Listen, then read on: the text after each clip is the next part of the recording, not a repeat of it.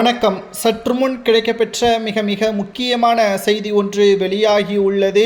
தென் மாவட்டங்களில் ஆர்பி உதயகுமாரை ஓடவிட்டு விரட்டியடித்த அதிமுகவின் தொண்டர்கள் திருமங்கலம் போன்ற முக்கியமான தொகுதிகளில் ஆர்பி உதயகுமார் போட்டியிட்டால் தோல்வி உறுதிதான் என்பதற்கேற்ப அப்பகுதியில் உள்ள மக்கள், குறிப்பாக அதிமுகவின் தொண்டர்கள் கடுமையான கோபத்தில் இருக்கிறார்கள். முக்குளத்தோர் சமுதாயத்திற்கு ஆர்பி உதயகுமார் துரோகத்தை செய்துவிட்டார்.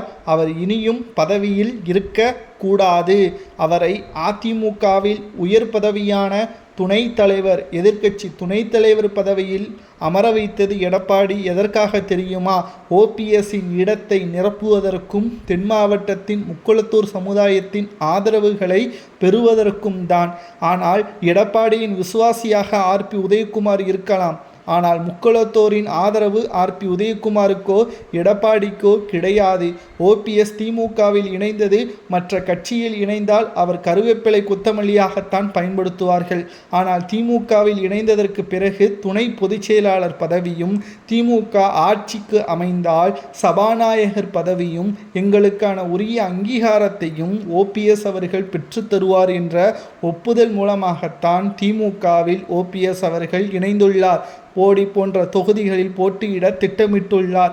அதிமுகவின் சார்பாக ஆர்பி உதயகுமாரோ வேறு நபர்களோ தேர்தலில் ஓபிஎஸ்ஸிற்கு எதிராகவோ அவரது மகனுக்கு எதிராகவோ களத்தில் இறங்கினால் ஓடவிட்டு விரட்டியடிப்போம் என்பதற்கேற்ப அப்பகுதி மக்கள் தற்பொழுது கருத்துக்களை சமூக வலைதளங்களில் பதிவுகளை மேற்கொண்டு வருகிறார்கள். நாம் கேட்கக்கூடிய கேள்வி ஒன்றுதான். இந்த பிரச்சனை எங்கிருந்து ஆரம்பித்தது தெரியுமா? எடப்பாடியை சுற்றி கொண்டுதான் இருக்கிறது.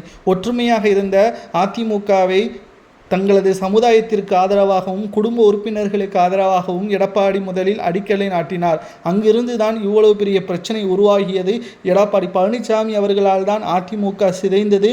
தற்பொழுது அதிமுகவின் நிலைமை எதிர்க்கட்சி அந்தஸ்தை 2026 இழக்க நேரிடும் என்ற தகவலும் தென் மாவட்டத்தின் முக்குளத்தூர் சமுதாய மக்கள் கூறுவது சரியா தவறா என்பதை மறக்காம கமெண்ட் வாயிலாக கூறுங்கள். அதேபோல் உதயகுமாரை விரட்டியடிக்க வேண்டும் என்று கூறுபவர்கள் மறக்காமல் லைக் மற்றும் பண்ணிருங்க. ஏனென்றால் ஆர்பி உதயகுமார் மீது மக்கள் கடுமையான கோபத்தில், குறிப்பாக தென் மாவட்ட சமுதாய மக்கள் கடுமையான கோபத்தில் இருப்பதாக நம்மால் பார்க்க முடிகிறது. அது உண்மையாக இருந்தால் மறக்காம லைக் மற்றும் பண்ணிருங்க.